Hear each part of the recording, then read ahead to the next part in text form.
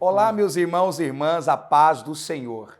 Que alegria enorme estarmos juntos mais uma semana para continuarmos o nosso estudo bíblico das lições CPAD. Obrigado a você que está semanalmente conosco, obrigado a você que está chegando agora. E antes de nossa aula começar, nós queremos pedir a sua ajuda. Primeiro, sempre orando por nós. Segundo, assistindo e estudando as lições juntamente conosco aqui no canal ADMP TV.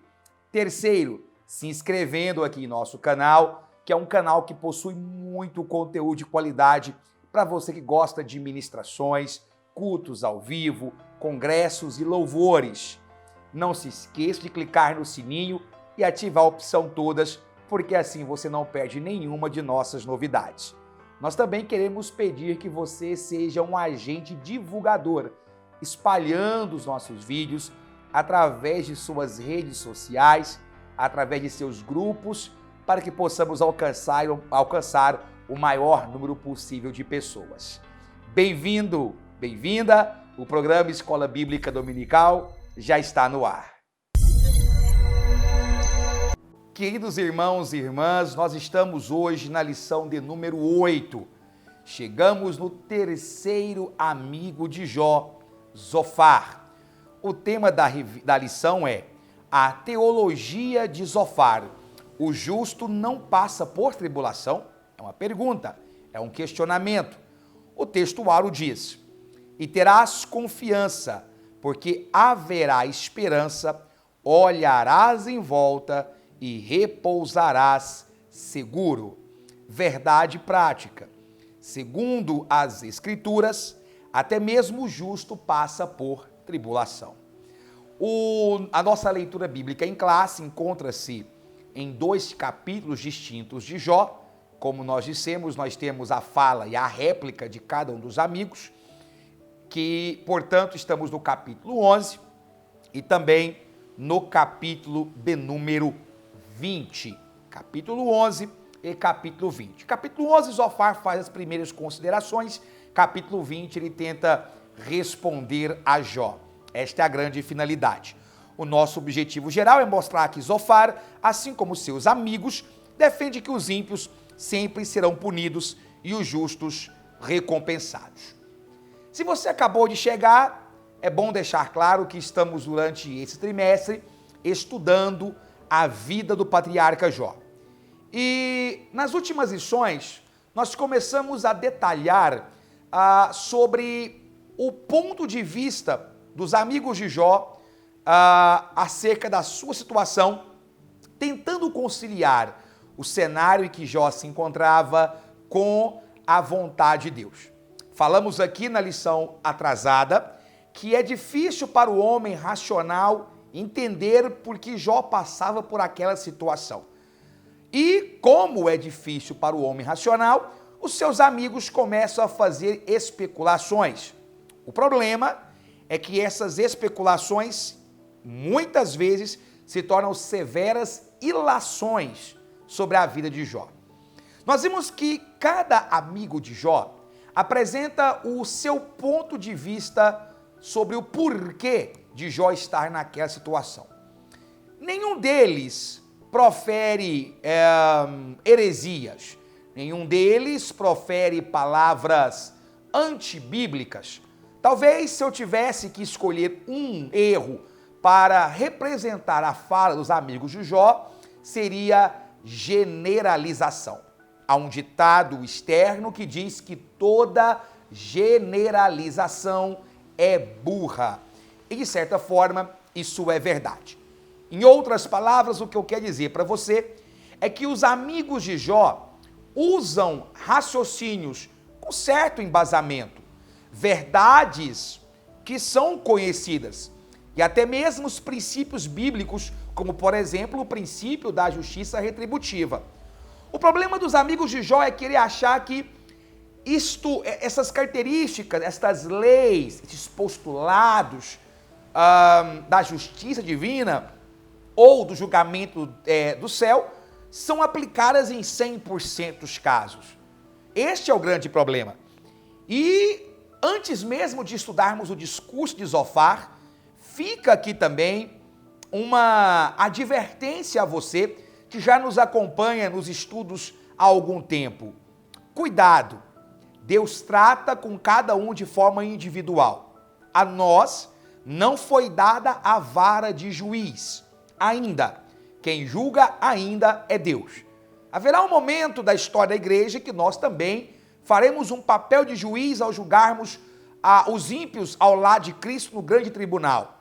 Mas, no dia a dia nosso, em nossa convivência, ao olhar a situação que o irmão ou que uma irmã passa, não nos cabe, a menos que saibamos com verdades reais o motivo, não nos cabe aqui tecer julgamentos do porquê de A ou B estar sucedendo a certo irmão ou irmã. Você percebe que o primeiro amigo a falar é Elifaz, e quando analisamos o discurso de Bildade e Zofar, percebe-se claramente que há aí uma releitura ou uma inspiração nas falas de Elifaz.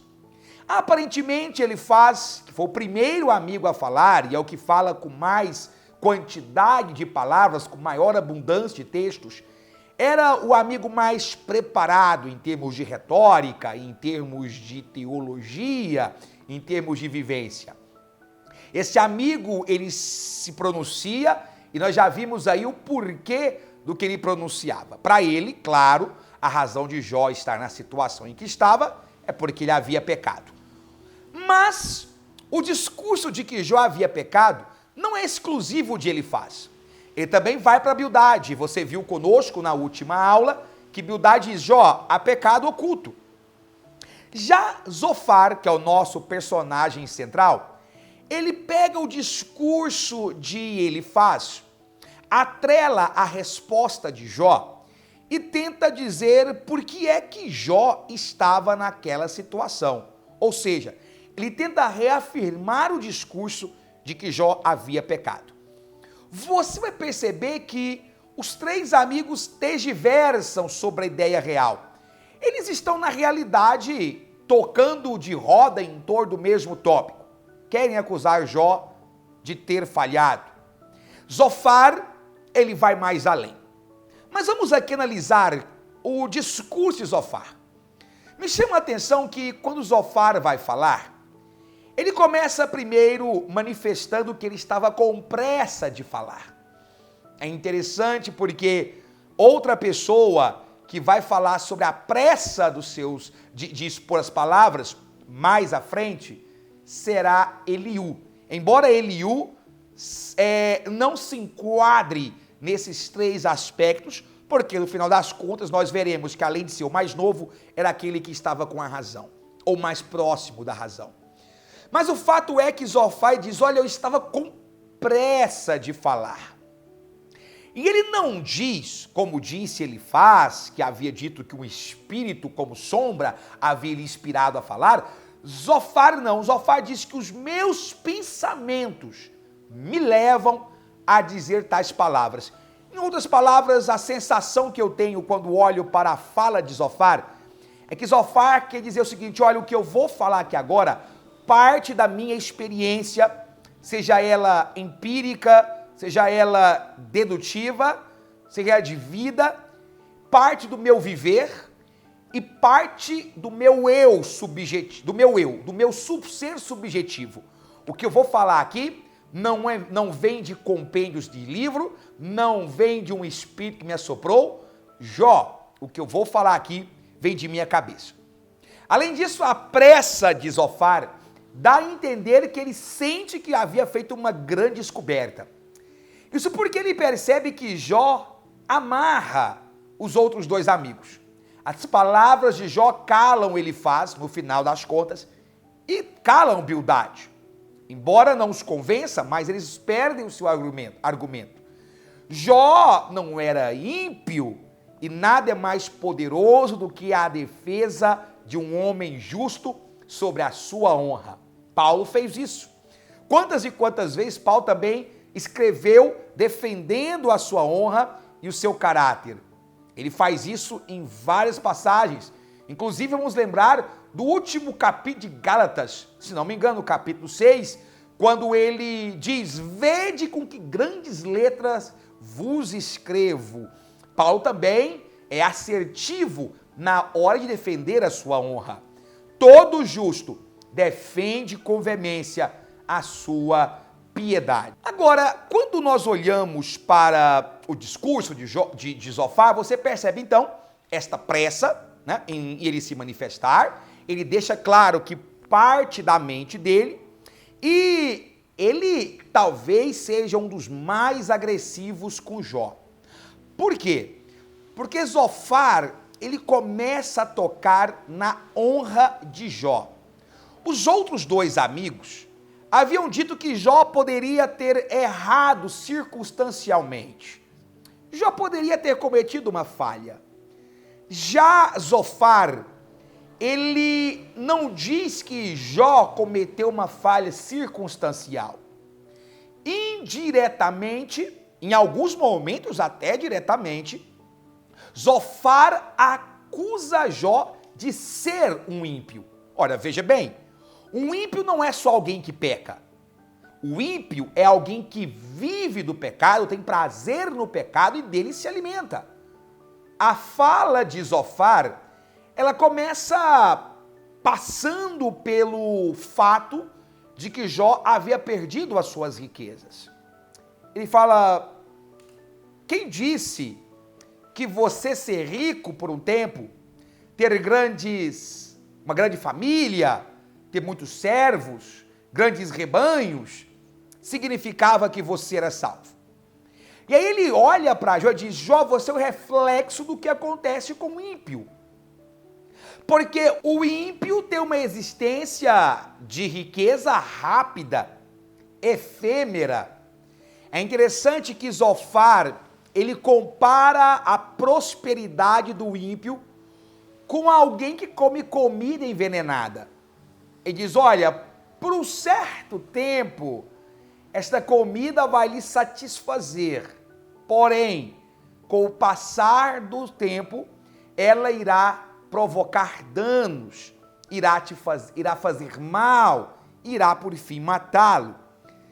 Zofar defende que o que Jó vivia na realidade era algo que ele experimentou momentaneamente, mas devido ao seu estado de impiedade, a fatura chegou. Veja, não é que Deus, na visão de Zofar, estava tratando de Jó pontualmente. Não. Na visão daquele amigo, e cá entre nós, com um amigo desse, não precisa de nenhum inimigo, Zofar diz: você, Jó, viveu como ímpio. Com certeza foi isso que aconteceu.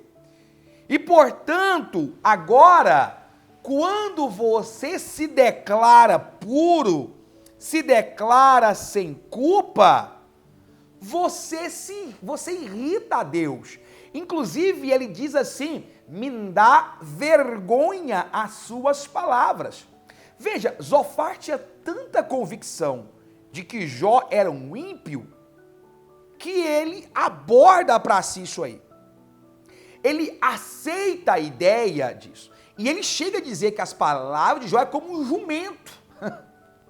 Ele chama Jó de burro devido a isso. Jó começa a perder um pouco a sua paciência com aquela conversa, porque ele percebeu que aquilo não levaria a lugar nenhum. E há uma mudança de tom. Jó responde ironicamente a Zofar, porque ele percebe que aquela conversa realmente não tem mais o porquê de acontecer. Você perceber que Jó começa a se distanciar dos seus amigos quando ele diz assim: vós sois médicos de que nada resolve, não é? Médicos de nada, médicos de nada. E ele fala assim: eu vou me voltar ao Todo-Poderoso. A vontade de Jó não era mais discutir com a retórica humana, e sim falar diretamente para com Deus. E isso provocou, obviamente, uma reação muito forte em Zofar. Veja, Zofar, ele tem o seu argumento baseado no seguinte: o porquê que Jó perdeu tudo. Vamos organizar isso aqui. Anote isso aí. Primeiro, ele chama atenção para o fato que Jó tinha riquezas, tinha uma grande família, mas tudo perdeu. E ele fala, Jó, isso aconteceu porque a prosperidade do ímpio, ela acaba muito rápido. Ela cessa. Ou seja, o justo não passa por tribulação perene, mas o ímpio nunca vai ter uma alegria permanente.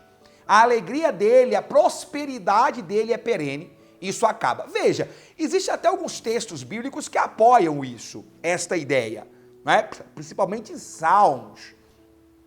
O grande problema é que isso não é verdade sempre.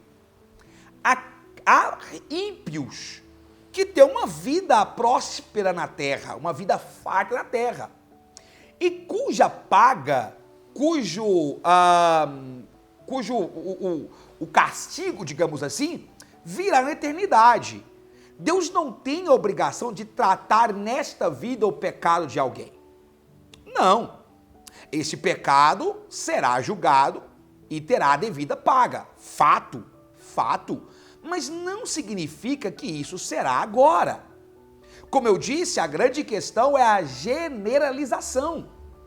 E Jó responde a isso, ele fala, não, isso não é verdade. Há ímpios que vivem bem e há justos que morrem cedo. Ele até compara a vida do justo a uma flor que nasce e morre rapidamente, a uma névoa, a uma neblina que surge que rapidamente se esvai.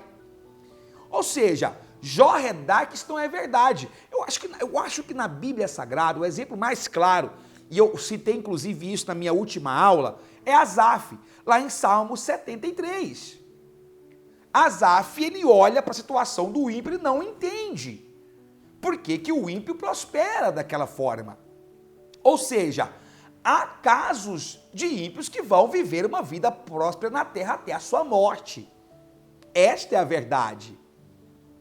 Agora, vamos parar para pensar um pouco sobre esta filosofia, porque esta incapacidade de entender que não há um jeito homogêneo sempre de Deus agir, foi o que afligiu também, por exemplo, Abacuque.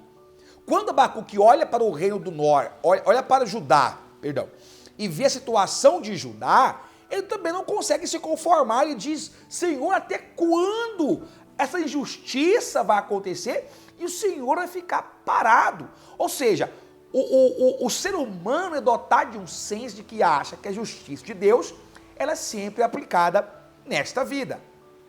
E era essa a ideia de Zofar. E ele começa o seguinte, olha, o ímpio Jó, ele rapidamente perde sua família, rapidamente perde seus bens, por quê? Porque ele usurpou a casa de quem pouco tinha. Olha o que Zofar fala. Zofar começa a especular, aliás, eu até digo que começa a apontar sem conhecimento de causa o motivo da prosperidade de Jó. Ele começa a dizer, Jó, você prosperou. Não, ele não diz, é interessante que ele não diz diretamente você, tu, né? Nesse sentido.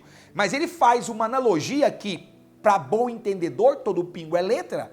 Na analogia que ele faz, ele está dizendo isso, olha, o ímpio, ele defrauda, o ímpio, ele tira a casa do pobre, ele tira do pequeno para usurpar, e por isso que a sua riqueza rapidamente se esvai. Ou seja, o que ele está dizendo para aquele homem, Jó, naquela situação? Jó, rapaz, você enriqueceu de forma ilícita. Você enriqueceu de forma ímpia, por isso que você perdeu tudo. Agora, esse argumento é literalmente sem nenhum respaldo bíblico, é um argumento, é uma verborreia, digamos assim, de Zofar com relação a Jó. Até porque o testemunho de Deus ao diabo sobre Jó, sobre a vida de Jó, atesta justamente ao contrário, mas Zofar não sabia disso. E ele tenta se alicerçar na sabedoria humana. E aí, para Zofar, qual é a solução de Jó? Aí Zofar, nessa hora, ele age de forma hipócrita. Ele dá 3 bases para Jó e fala, Jó, primeira a base que você vai ter, e ele disse bem claro, primeiro, você vai orar. Orou. Segundo, você vai renunciar ao pecado. Você vai deixar de pecar. E terceiro, vai viver uma vida reta. Observe que as 3 atitudes de Jó são atitudes externas, exteriores. Zofar fala assim, Jó, se você quer se livrar dessa culpa, primeira coisa, vai orar. Segunda coisa, conduta correta. Conduta correta. Terceira coisa, para de pecar. Olha, não é que há um erro nisso aqui, só tem um problema. Essas atitudes são meramente externas. Parar de pecar não quer dizer que eu deixei de amar o pecado. Conduta reta aos olhos do homem. Quer dizer, eu vou fazer justiça, mas não porque eu quero, porque senão eu vou perder tudo. Na realidade, Zofar, ele dá três bases, 3 atos, 3 ações para Jó fazer, mas as 3 ações são externas, aparentes. Não há aí a conversão interna, o elemento interno. E é isso que faltava para Zofar entender. E interessante que quando a gente olha essa atitude, parece-me que o que Zofar propõe a Jó é que Jó faça uma barganha para com Deus. O que Zofar propõe é que Jó faça uma negociata com Deus.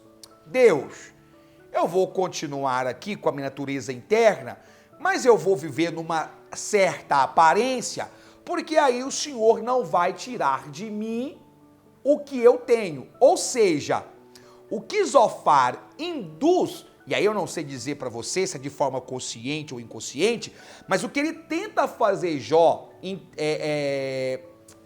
tomar de atitude é simplesmente falar, Deus, fala o seguinte, a minha conduta em troca da riqueza. Agora, isso é errado, porque a nossa conduta ela deve ser ilibada, devemos ter uma vida de oração independente do que acontecer à nossa volta. Nós não podemos ter uma vida espiritual vinculada à vontade da carne. Esta é a realidade. Este é o grande ponto que precisamos de entender. E aí, Jó, ele dá sinais claros de desânimo diante disso. E aí ele começa a questionar, ele fala, gente, mas eu estou vendo Zofar falar isso aqui, essas bobagens. E tem uma árvore cortada, ela tem possibilidade de renascer através de seus brotos. Mas eu não. Eu me sinto como uma água que evapora, como uma água que a terra suga. Obviamente, existe um ciclo da água, mas na imaginação de Jó, no conhecimento da época, isso não acontecia. Tá? Não é que Jó questionava a Deus. Jó não deixou de ser piedoso ou crente. Apesar das acusações de Zofar, duras, ele estava ali firme. Jó sabia que não eram apenas atitudes externas que fariam ele ganhar de volta a paz. Os fariseus seguiam muito à risca o discurso de Zofar. Tinha uma aparência de piedade, mas dentro deles, segundo o próprio Cristo, nada mais eram do que sepulcros caiados. E finalmente, a gente vai ver que no capítulo 20, Zofar, ele agride ainda mais a Jó. É quando ele propriamente fala da vida particular de Jó. É quando ele vai falar que Jó deveria ser ímpio, por isso que perdeu tudo. Na visão de Zofar, a tribulação, ela vem sobre o injusto, mas não sobre o justo. E aí, Jó rebate Zofar, já sem tanto ímpeto como da primeira vez, dizendo, Zofar, é claro que eu vou fazer aqui uma leitura própria minha, ele diz, Zofar, entenda, a lei retributiva, a lei da semeadura, ela não é sempre aplicada nesta vida. E aí, ele diz, o justo pode sim sofrer, e o ímpio pode sim gozar de uma longevidade, de riquezas. Volta a falar sobre a visão de Asaf no Salmo 73, a prosperidade do ímpio. É claro, meus irmãos e irmãs, que Deus também age na terra com alguns. Existem ímpios que Deus trata nesta vida. Mas isso não é uma regra única. Não é que Deus é um personagem plano que só age da mesma forma. O próprio Evangelho de Mateus, no capítulo 5, versículo 45, ele deixa isso bem claro quando diz: faz que o sol se levante sobre os maus e bons, e a chuva desça sobre justos e injustos.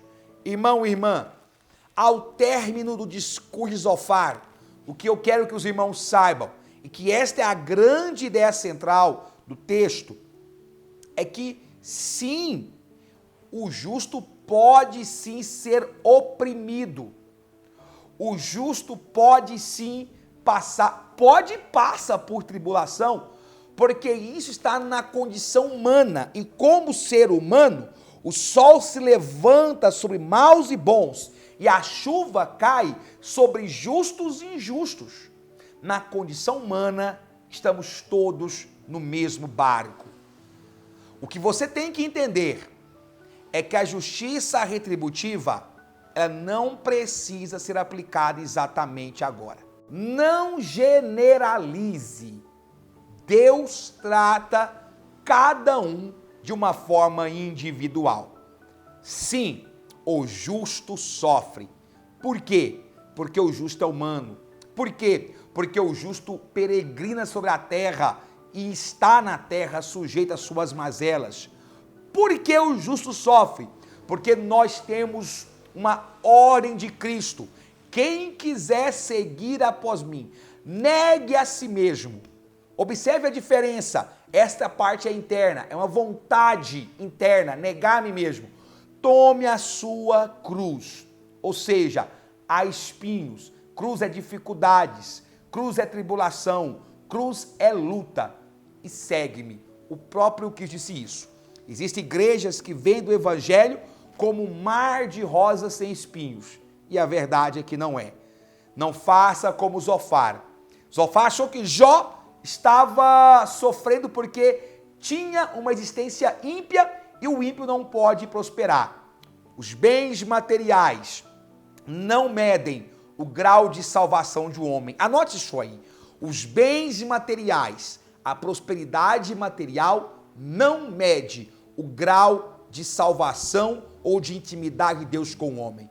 Há pobres que são ricos na eternidade e há ricos que são miseráveis na eternidade.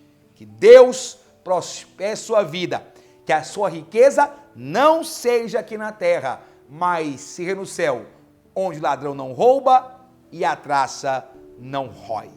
Que Deus em Cristo Jesus prospere sua vida sempre mais. Amém.